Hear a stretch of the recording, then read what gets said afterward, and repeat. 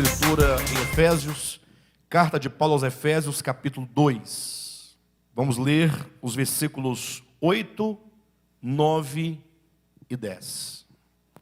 Diz assim o texto: porque pela graça sois salvos mediante a fé, e isso não vem de vós, é dom de Deus, não de obras para que ninguém se glorie, pois somos feitura dele, criados em Cristo Jesus para boas obras, as quais Deus de antemão preparou para que andássemos nelas. Muito bem, queridos. Como eu falava aqui numa mensagem anterior,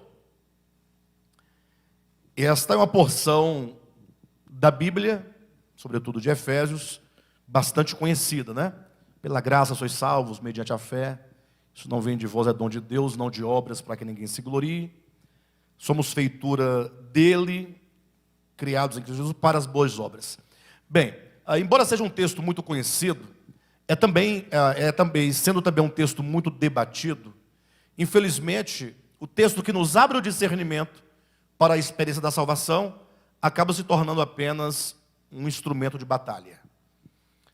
É impressionante como que nós, os cristãos, falando de maneira geral, sem especificar nenhuma pessoa e nenhum grupo em específico, mas o fato é que discute-se tantos méritos da salvação, discute-se acerca de como acontece, de como não acontece, como seria, se Deus previu, se Deus não previu, se Deus determinou, se não determinou, se o fulano pode ser salvo, se não pode ser salvo. Nos preocupamos até com a salvação de personagens bíblicos do passado, né? As pessoas querem saber se Salomão foi salvo, se Saul foi salvo, se o fulano foi salvo. Ou seja, me parece que a ideia de salvação está muito no plano da especulação.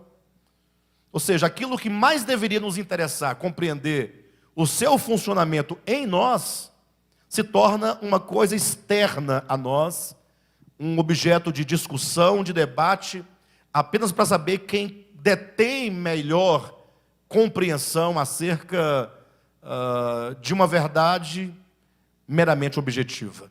Então, todo o nosso esforço, ultimamente, nos últimos anos, é trazer cada um dos irmãos, a começar por mim, obviamente, que cada um de nós possamos tocar a verdade de Deus do ponto de vista orgânico e não do ponto de vista teológico. Entenda que quando eu falo teológico, eu não quero me referir a nenhum estudo que prescinda de uma boa interpretação, de uma boa hermenêutica. Teologia não está... A maneira como eu estou aplicando o termo teologia não significa que você não deva estudar, que você não deva ter um bom princípio de interpretação. Não é nada disso. A teologia que eu me refiro é o sentido de a construção de uma verdade a partir da reunião de 10 versículos bíblicos para se defender apenas um conceito estético, um conceito externo ao homem, um dogma. Já quando eu falo de palavra orgânica, uma interpretação orgânica das Escrituras, eu me refiro ao modo e à percepção, como que nós entendemos essas verdades enquanto acontecimentos dentro do homem. Aí é uma visão orgânica da verdade.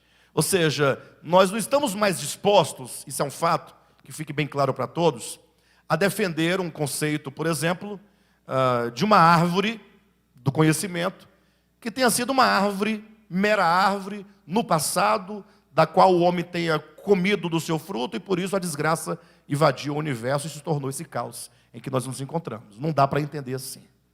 Entendemos que a árvore do conhecimento, aqui é a nível apenas de esclarecimento, ela nasce, ela brota dentro do próprio homem, enquanto inteligência, enquanto capacidade de discernimento.